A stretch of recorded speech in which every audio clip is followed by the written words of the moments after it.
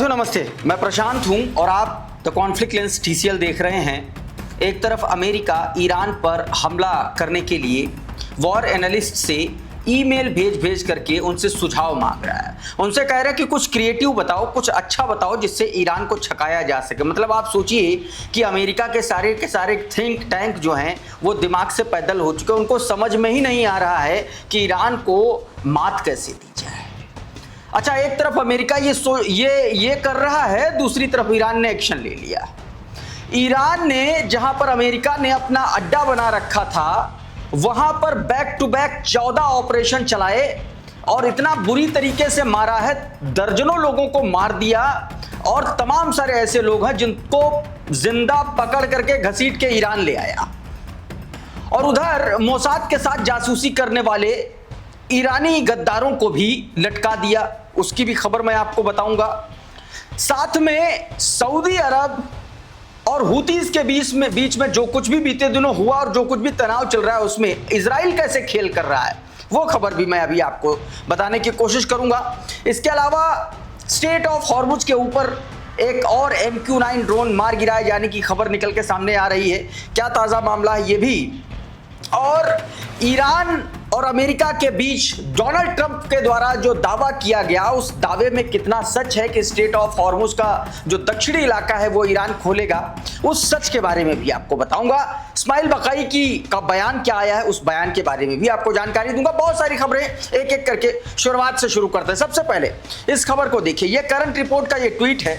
इसमें जो जानकारी दी गई है वो दोस्तों अपने आप में बेहद संजीदा है।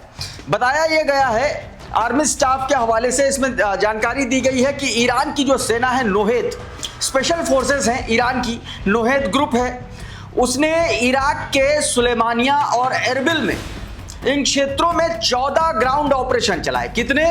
14 ग्राउंड ऑपरेशन चलाए हैं, ऐसी खबर निकल के सामने आ रही, दावे किए जा रहे हैं। इन अभियानों के दौरान उसने कई कुर्द अलगाववादी नेताओं, आतंकियों को मार गिराए जाने का दावा किया और कहा बहुत सारे ऐसे नेता थे जिनको हम जिंदा गिरफ्तार करके ईरान लेकर के आए हैं।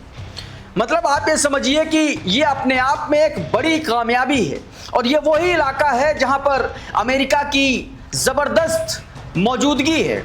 उस मौजूदगी के बीच ये कारनामा जो है ईरानी बलों ने कर दिखाया है। दूसरे शब्दों में कहें तो अमेरिका की नाक के नीचे से ईरान ने 14 ऑपरेशन करके तमाम सारे कुर्द अलगाववादियों को मौत के घाट उतार दिया और तमाम सारे लोगों को जिंदा पकड़ करके घसीट के ईरान ले गया और अमेरिका कुछ नहीं कर पाया।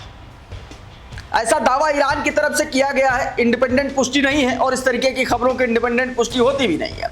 एक और ये ट्वीट देखिए, ये ईरानी आर्मी चीफ ऑफ स्टाफ के एडवाइजर है, उनका भी इसी पर दावा आया है। कहा गया कि ईरान की 23वीं स्पेशल फोर्सेस ब्रिगेड ने इराक के सुलेमानिया, एरबिल में सशस्त्र विपक्षी अलगाववादी समूहों के खिलाफ 14 जमीनी ऑपरेशन चलाए। सलाहकार के अनुसार इन अभियानों में कई लड़ाके मारे गए जबकि अन्य को जीवित गिरफ्तार किया गया। उन्होंने दावा किया कि 23वीं ब्रिगेड बिना किसी नुकसान या हताहत के सफलतापूर्वक अपने मिशन से वापस लौट आई। मतलब अमेरिकी और दुश्मन खेमा छू तक नहीं पाया और यह कांड हो गया। उधर इराक के इन्हीं इलाकों को लेकर के एक खबर और निकल के सामने आई। द क्रडल की खबर है, आपकी स्क्रीन पर देखें, मैं इसको शॉर्ट में आपको बताने की कोशिश करता हूं। बताया गया है कि इराकी कुर्दिस्तान से अमेरिका ने अपनी वापसी शुरू कर दी है। ईरानी हमलों का खतरा बढ़ने की आशंका के मद्देनजर यह किया गया है। कहा गया है रिपोर्ट्स के अनुसार अमेरिका ने इराक के कुर्दिस्तान क्षेत्र से अपनी पहले से तय सैन्य वापसी शुरू कर दी है। हरीर एयरबेस से सैनिकों, भारी हथियारों और पैट्रियट एयर डिफेंस सिस्टम को हटाया जा रहा है। रिपोर्ट्स में दावा किया जा रहा है कि इस क्षेत्र से ईरान और उससे जुड़े सशस्त्र गुटों के संभावित हमलों के प्रति अधिक संवेदनशील हो सकता है। हालांकि कुर्द अधिकारियों का कहना है कि यह वापसी पहले से तय योजना का हिस्सा है, पूरी तरीके से पीछे हटना नहीं। ये बात कही जा रही, मतलब वही बात है कि नाक कटने से बचाने के लिए कुछ ना कुछ तो आपको बताना पड़ेगा, कुछ ना कुछ तो कहना पड़ेगा, वही स्थितियां हैं। अच्छा, इस बीच ईरान की तरफ से एक और दावा किया गया। दावे में यह कहा गया है कि डोनाल्ड ट्रंप ये जो कुछ भी नौटंकी और नाटकबाजी कर रहा है ये उसी पुराने ट्रेंड्स का एक तरीके से संकेत है, जिन ट्रेंड्स के मुताबिक एक तरफ बातचीत में उलझाए रहो और दूसरी तरफ ईरान पर हमला कर दो। ये ट्वीट देखिए, IRGC की तरफ से बयान दिया गया that we are aware that the US and Israel are preparing for a massive surprise attack under the guess of peace talk and we are fully prepared if the US make this mistake. We will turn the Middle East into a graveyard for the American soldiers. सीधे सीधे ये बात कह दी गई है कि हमको पता है, कहा गया कि हमको पता है कि ईरान, माफ कीजिएगा, इजराइल और अमेरिका दोनों बातचीत की आड़ में ईरान पर बड़े हमले की तैयारी कर रहे हैं, बड़ी योजना बना रहे हैं, लेकिन हम इसके लिए पूरी तरीके से तैयार हैं। और अगर ये गलती इजराइल और अमेरिका की तरफ से की गई है तो मिडिल ईस्ट को हम अमेरिकी और इजरायली सैनिकों के लिए एक तरीके से मौत का जीता जागता एक तरीके से कुआं बना देंगे। ये बात कहने की कोशिश की गई है। अच्छा, ये सिर्फ कहने की बात नहीं है, तैयारियां चल रही हैं, एक्सरसाइज हो रही है, ड्रिल्स हो रही हैं। ये वीडियो देखिए जरा, जियोपॉलिटिक्स ने अपने ट्विटर हैंडल पर शेयर किया है।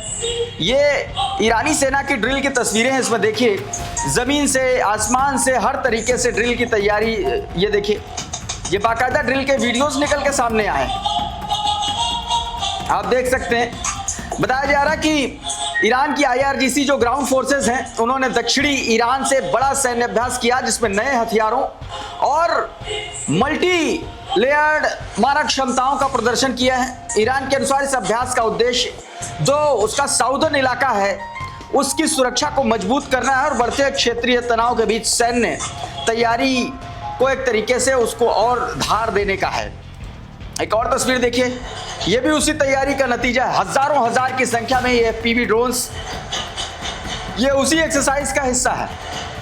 लगातार रॉकेट, मिसाइल, ड्रोन्स, पैदल, समंदर में, हर जगह जो है ये तैयारी ईरान कर रहा है और ये उसी से जुड़ा हुआ वीडियो जो निकल के सामने आया है। और इसी बात पर, इन्हीं तमाम सारी तैयारियों का बलबूते ईरान कह रहा है कि इस बार दुश्मन के लिए पूरे मिडिल ईस्ट को मौत का कुआं बना देंगे।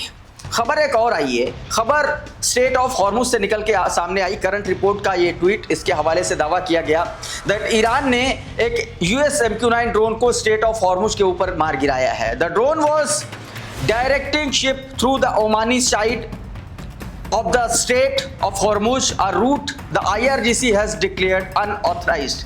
कहा गया कि ये ड्रोन जो है ये एक तरीके से ओमान की तरफ से डायरेक्ट कर रहा था शिप और टैंकर्स को, और उसी के मद्देनजर यहां पर IRGC ने अटैक किया और उसको मार गिराया।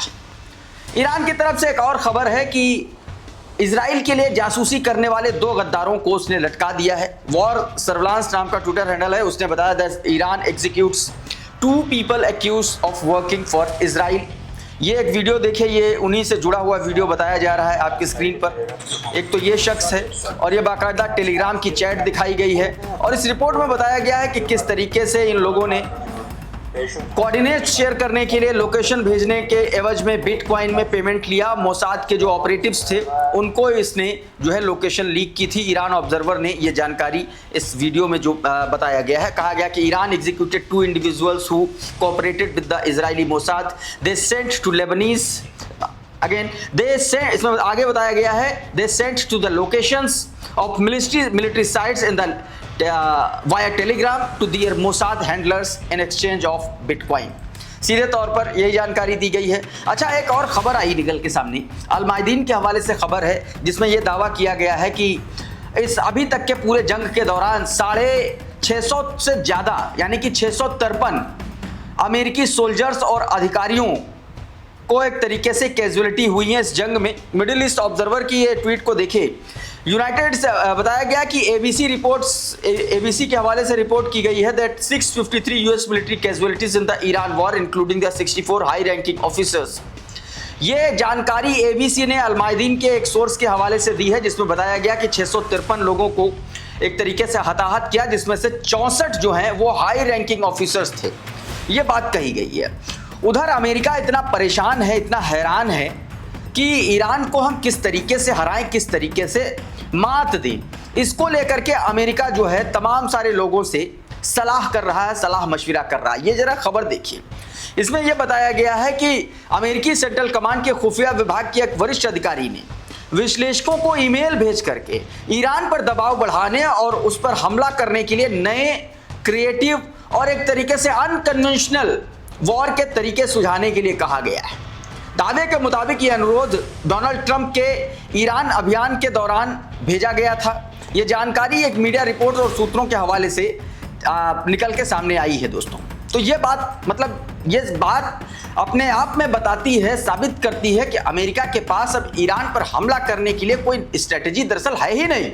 और यही वजह है वो तमाम सारे वॉर एनालिस्ट से ईमेल भेज करके इसको लेकर के सुझाव मांग रहा है। एक और तस्वीर आपकी स्क्रीन पर स्टेट ऑफ हॉर्मुज पर बोले गए डोनाल्ड ट्रंप के दावे और उसको झूठ को लेकर के। रेयान रोज़बियानी के इस ट्वीट को देखिए, फिर इसको और पुख्ता करते हैं। बताया गया कि इसमें जो जानकारी दी गई, अल मायदीन के हवाले से ईरानी सूत्र ने दावा किया कि अमेरिका ने उसका जो सबसे नया लेटेस्ट जो प्रस्ताव था, जिसमें उसने स्टेट ऑफ हॉर्मुज के दक्षिणी मार्ग को खोलने का मुद्दा उठाया था, ईरान ने कहा है कि ये युद्ध पूरी तरीके से समाप्त होने तक वो स्टेट ऑफ हॉर्मुज को दोबारा खोलने पर सहमत नहीं होगा।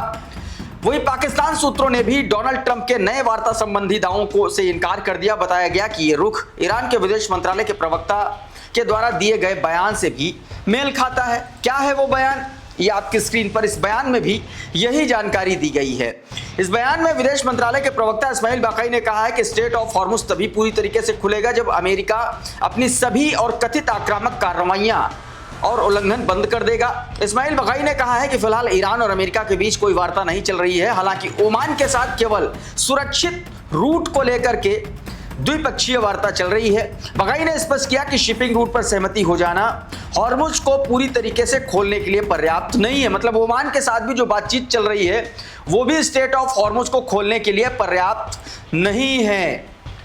सऊदी अरब को लेकर के और हुतीज के बीच में किस तरीके से इजराइल ने गेम किया वो भी देख लीजिए। सुलेमान अहमद का ये ट्वीट, इसमें दावा किया जा रहा है कि जब हुतीज ने सऊदी अरब पर हमला किया तो उस दौरान इजराइल ने दर्जनों जो है ड्रोन सऊदी अरब को सप्लाई किए। ये जानकारी इसमें निकल के सामने आई है। उधर पाकिस्तान ऑक्युपाइड कश्मीर में लगातार पाकिस्तानी रेंजर्स के जुल्म और आतंक का सामना पाकिस्तान ऑक्युपाइड जम्मू कश्मीर के लोग जो है वो कर रहे हैं। ये उससे जुड़ी तस्वीरें हैं और लगातार ये लोग वहां पर हजारों की संख्या में डटे हुए हैं। आप देख सकते हैं कि किस तरीके से ये पाकिस्तान ऑक्युपाइड कश्मीर की तस्वीरें हैं। जो लोग पाकिस्तानी हुकूमत के खिलाफ आंदोलनरत हैं, बगावत के मूड में हैं। बताया जा रहा है कि इसमें तमाम सारे लोगों को पाकिस्तानी रेंजर्स ने मौत के घाट उतार दिया है, हत्या कर दी है, और उसके बावजूद भी ये लोग अपना आंदोलन वापस लेने के लिए तैयार नहीं हैं। दोस्तों, इस वीडियो में बहरहाल इतना ही। बहुत बहुत शुक्रिया, बहुत बहुत धन्यवाद। आप जुड़े रहिए आपके अपने channel the conflict lens TCL के साथ। नमस्कार।